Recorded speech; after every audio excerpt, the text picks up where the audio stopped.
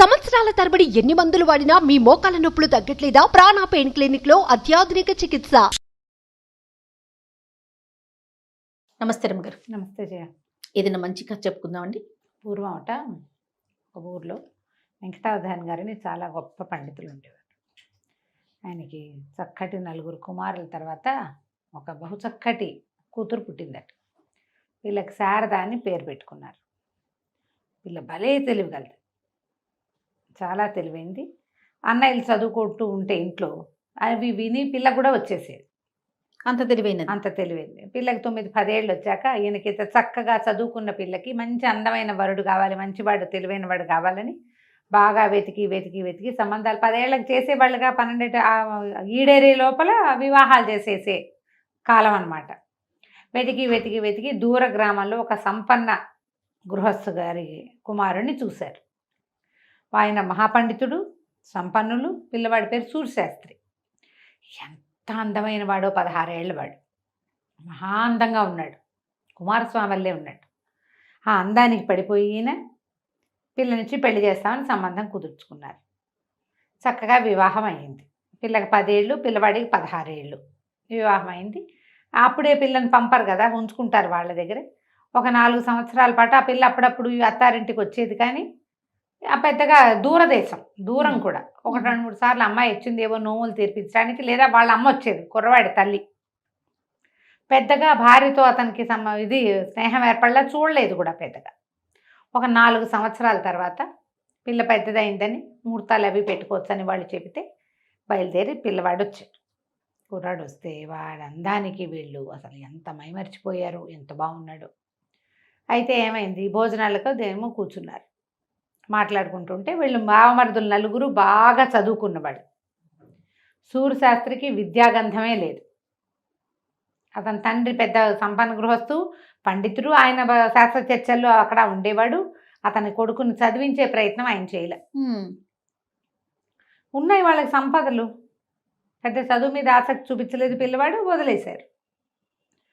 వాళ్ళు ఆ మాట ఈ మాట మాట్లాడి ఏదో శాస్త్ర చర్చ చేసి, మీరేమంటారండి బావగారు అంటే, అతను నన్న అబ్బాయి అన్నాడు. అబ్బాయికి ఏం తెలుసు? తెలియతే ఆ చెల్లెలు ఈ పిల్ల ఉంది కదా, అప్పటికి ఓ 14-15 ఏళ్ళు వచ్చినాయి, 14 ఏళ్ళు వచ్చినాయి. పిల్ల వీటిలలో మా ఈ చర్చల్లో పాల్గొంటూ అవునని కాదని, కాళిదాసు చెప్పింది అది కాదని, భారవి చెప్పింది ఇది కాదని, ఇలాంటి మాటలు మాట్లాడుతూ భర్తకి విద్యాగంధం లేదని పిల్లకి తెలిసిపోయి పక్కపక్క ఏమందంటే, పాలాస కుసుమం వృధ అన్నది. పాలాస కుసుమం అంటే మన ఫ్లేమి అని చెట్లు ఉంటాయి చూడు, అగ్నిపూలు అంటారు. పెద్ద చెట్టు, చాలా పెద్ద చెట్లు, ఎర్రటి పువ్వులు పూస్తాయి. ఆ పువ్వు ఊరికి అందమే, దానివల్ల ఏముండదు, దానికి వాసన ఉండదు, అది పూజకు పనికిరాదు, ఎందుకు పనికిరాదు, పువ్వు మాత్రం అందంగా ఉంటుంది. ఇతను కూడా అలాంటి వాడే, చూపులకే అందగాడు అనేసరికి అతను చాలా అందరు నవ్వారు. తర్వాత సర్దుకున్నారు. కానీ భలే అవమానపడ్డాడు. ఇంత మాట అంటుందా వాళ్ళందరి ముందు. అతనికి తనకి చదువు లేకపోవటం వల్లే ఈ మాట అనిపించుకున్నానని అనిపించింది. తను అన్నదని స్పష్టంగా నీకేం రాదని అంటోందని తెలిసిపోయింది. కానీ చదువు లేదు అనేది చిన్నతనం వచ్చేసింది. అక్కడి నుంచి ఇంటికి రాకుండా అట్నుంచటే కాశీకి ప్రయాణమై వెళ్ళిపోయాడు చదువుకోవటానికి. ఒక మహాద్భుతమైన గురువుగారు ఉన్నారని తెలిసి వెళ్ళి ఆయన పాదాలు పట్టుకున్నాడు.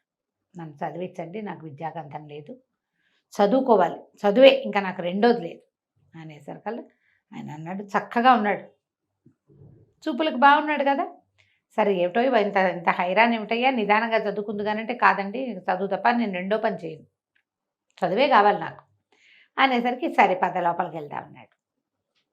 లోపలికి వెళ్దామంటే సరే లోపలికి వెళ్ళాడు. ఇంట్లోకి వెళ్తే గురువు ఇతను మంచి ఆజానుబాహు, పొడుగాటివాడు. వంటింట్లో నుంచి పెరట్లోకి వెళ్ళే గుమ్మం పడేయాలని తగిలింది. నెత్తి రాసుకుంటూ దొడ్లోకి వెళ్ళాడు, స్నానం చేసి వచ్చాడు. మళ్ళీ అదే గుమ్మంలో నుంచి రావాలి. మనమైతే ఏం చేస్తాం, వంగుతాం. మళ్ళీ తగిలింది. సరే కంచాలు పెట్టి ఆవిడేమో విస్తలు వేస్తుంది భార్య, ఆయన గురుగారి భార్య. ఆయన ఏం చెప్పాడంటే, ఈ పిల్లవాడికి ఆముదం వడ్డించు నెయ్యి బదులు, రోజు ఆముదమే అన్నంలో అని చెప్పి నేను చెప్పేదాకా అని. ఆవిడ ఆముదం వేసి వడ్డించింది. వీళ్ళు చాలా సంపన్న గృహస్థులు, అత్తవారు పుట్టింటి వాళ్ళు కూడా. అతని తండ్రి సంపన్నుడే, ఈయన అత్తగారు సంపన్నులే. నెయ్యి లేకుండా ముద్ద దిగదు. మామూలుగా వీళ్ళకు ఆహారంలో నెయ్యి ప్రధానమైన పాత్ర వహిస్తుంది. తినేసాడు. అక్కడి నుంచి ఏం చేశారు, ఈయన చెరువు గట్టుకు తీసుకెళ్ళి అక్కడ కూర్చోబెట్టి చక్కగా అక్షరాలు ఓనమాలు దిద్దిచ్చారు. ఇసుకలో ఓనమాలు దిద్దిచ్చారు. అక్షరాలు దిద్దుకుంటుంటే అందరూ జయంతుడో కంతుడో మన్మధుడో లాగా ఉన్నాడు. ఎంత బాగున్నాడు అని వాళ్ళందరూ తనకేసి చూస్తున్న ఆడవాళ్ళు. అబ్బాయికి స్పృహ కూడా లేదు, తను చదువుకోవాలి అంతే. అంతే. రోజు యథావిధిగా ఆ తలుపు తగిలేదు అతనికి. అబ్బా అనేవాడు తప్ప తనకి తప్పుకోవటం అతని బుర్ర పనిచేయలే. ఆ విషయం ధ్యాస లేదనమాట, ఫోకస్ లేదు. ఆవిడ రోజు ఆమోదమే వేసి పెట్టేవారు. ఒక 5 ఏళ్లకి మొత్తం విద్య అంతా పూర్తయింది. నీ విద్య అయిపోయిందిరా నాయన అని చెప్పారట గురువుగారు. మర్నాడు పొద్దున లేచి స్నానం చేయటానికి తొట్లోకి వెళ్తూ తలుపు తగలంగానే గుమ్మం తగిలేసరికి అన్నట్ట, ఏంటంటే గురువుగారు ఇంత గుమ్మం ఇంత పొట్టిగా ఉంది, 5 ఏళ్ళు తిన్నాడు దాని దెబ్బ. ఇంత పొట్టిగా ఉందేమండి గుమ్మం బాగు చేయించుకోవాలండి అని చెప్పాడు. వచ్చేటప్పుడు దెబ్బ తగల, జాగ్రత్త పడ్డాడు. అక్కడి నుంచి గురువమ్మగారు అన్నం వడ్డించారు. రోజు గురుగారి పక్కన కూర్చొని తినేవాడు. ఆ కాలంలో ఏం చేయాలి, 2 పూట్ల అన్నమే కదా, అదే కా పద్ధతి. అడిగితే అన్నం ఏమిటండి గురువమ్మగారు ఆవదం వాసన వస్తుంది అని అడిగాడు. అడగంగానే గురువుగారికి నవ్వు వచ్చింది. నెయ్యి ఇవే అని చెప్పాడు. ఆవదం అన్నం పక్క పెట్టుకుని నెయ్యి వేసుకున్నాడు, అన్నం తిన్నాడు. ఈయన అన్నారు, అయిపోయి నీ చదువు అయిపోయింది. ఇక నీకు రాదు కూడా, ఇంకా చదువు కూడా అయిపోయింది, ఇంకా నీకు రాదు. అంటే నీకు ప్రాపంచిక విషయాల పట్ల దృష్టి ఉన్న వాడికి చదువు రాదు. చదువు వచ్చేవాడికి మిగిలినవేవి పట్టవు, చదువు మీదే ఉంటాడు వాడు. ఫెసిలిటీస్ అక్కర్లా వాడికి, చదువుకు చదువే. ఇప్పుడు బాగా చదువు రావడానికి ఎక్కువ కారణాల్లో పెద్ద ప్రధానమైన కారణం ఫోకస్ లేకపోవటం, అంతే. వేరే విషయాల మీద ఉంటుంది, దీని మీద ధ్యాస లేదు. నువ్వు ఇంక ఇంటికి వెళ్ళిపోవచ్చోయ్ చెప్పారు. చెప్పితే సరే మర్నాడు బయలుదేరి గురుగారు అనుజ్ఞ తీసుకుని కాశీ గంగనప్పుడు కావళ్లలో తీసుకుని వెళ్ళేవాళ్ళట. గంగకు ఆవిడ ఎత్తుకుని బయలుదేరాడు. మొదట అత్తవారి ఊరే తగులుతుంది ఇంటికి వెళ్ళేటప్పుడు. ఎన్ని రోజులు ప్రయాణం చేస్తుంటాడు ఆయన ఆ కాలంలో. సరే అత్తవారింట్లో ఊర్లోకి ప్రవేశిస్తే సరే అక్కడ పెద్ద చెరువు ఉంది. ఆ చెరువు గట్టు మీద విడిది పెట్టుకున్నాడు. ఆగాలి, 2 పూటలు ఆగాలి కదా. కావిడి అది దించుకున్నాడు. స్నానం సంధ్య చేస్తే ఆ ఊళ్ళో అప్పటికి అంతకుముందు బావమరుదులు కొంచెం చిన్నవాళ్ళు కదా, 5-6 ఏళ్ల నాడు. ఇప్పుడు బాగా మంచి పేరు తెచ్చుకున్నారు, బాగా సెటిల్డ్గా ఉన్నారు వాళ్ళు. చెరువుకి సంధ్యావందనానికి వచ్చి ఇట్లా ప్రవరాక్షుడిలాగా వెలిగిపోతున్న ఇతన్ని చూసి మా ఇంటికి రండి సాపాటి కానీ భోజనానికి రండి అని తీసుకుపోయారు. భోజనం మా ఇంట్లో గుర్తుపట్టారా వాళ్ళు? గుర్తుపట్ల. ఇంటికి తీసుకెళ్తే ఆ కాలం ఏంటంటే ఇట్లా అవమానపడి అల్లుడు అత్తవారింట్లో నుంచి వెళ్ళిపోయి ఆత్మహత్య చేసుకుంటాడని నమ్మారట వాళ్ళు.